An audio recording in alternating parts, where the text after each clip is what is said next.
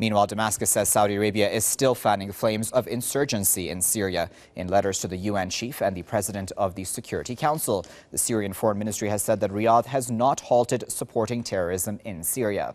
Damascus said counter-terrorism laws recently passed in Saudi Arabia were part of an effort to deceive the international community.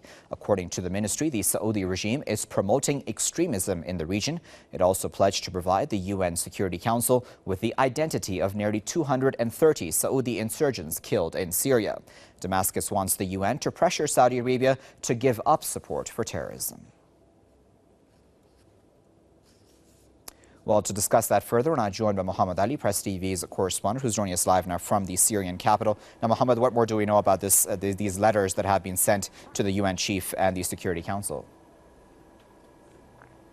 Yes, of course, we have to note here that on the 11th of February this year, the Saudi regime sent letters to the United Nations saying it has issued counter-terrorism laws and legislations. Now, the Syrian Foreign Ministry letter today sent to the United Nations has said that the Saudi regime has not taken actually any measure to stop the instigation of terrorism, especially here in Syria. As you know, since the beginning of the unrest, Saudi politicians, clerics and religious men have been issuing fatwas and laws for jihad in Syria, instigation of terrorism actually, and this comes and it came actually in parallel with Al-Qaeda's also call for jihad in Syria. So both were working on the same line. Now, what the Syrian letter also stressed is that such a move and such legislations by the Saudi regime are only an attempt to convince the world countries that Saudi Arabia is fighting terrorism.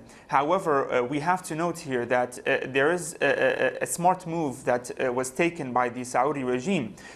First of all, it said that its legislations, counter-terrorism legislations, stipulate that they are against Al-Qaeda and supporting them. But at the same time, they are supporting the so-called Islamic Front in Syria, which is made up of the 6 most powerful extremist Islamist groups. Now, those groups did not express allegiance to Al-Qaeda. However, they have the same ideology, the same Wahhabi Takfiri ideology and way of thinking.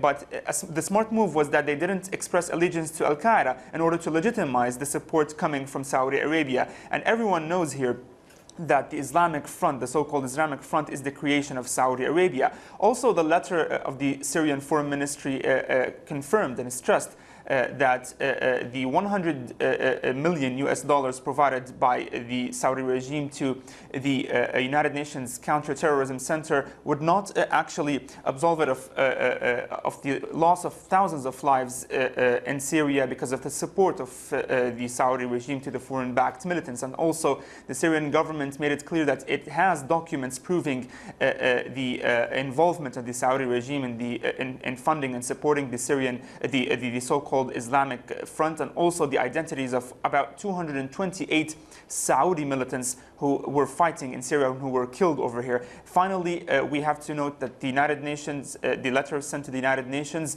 by the Syrian government there called on the UN to take measures to stop the Saudi regime and force them to stop the instigation of terrorism. And Mohammed, also tell us, should we expect that evidence that you've spoken about proving, the Saudi link here, should we expect that to come out in the coming days? Well, definitely. Now, the Syrian Foreign Ministry, since the beginning of the unrest, has been sending letters to the United Nations with credible evidence of everything it speaks about, all the allegations. Now, we have seen, as correspondents and journalists on ground, we have seen some of those IDs of the foreign-backed militants that are Saudis, from Chechnya and other nationalities, when we go to cover up stories on ground. So the Syrian government has gathered, actually, many of those IDs and identifications. And yes, we are expecting to hear about another letter sent by the Foreign Ministry to the United Nations with more evidence about what it speaks about. Okay, Mohammed, thanks for that.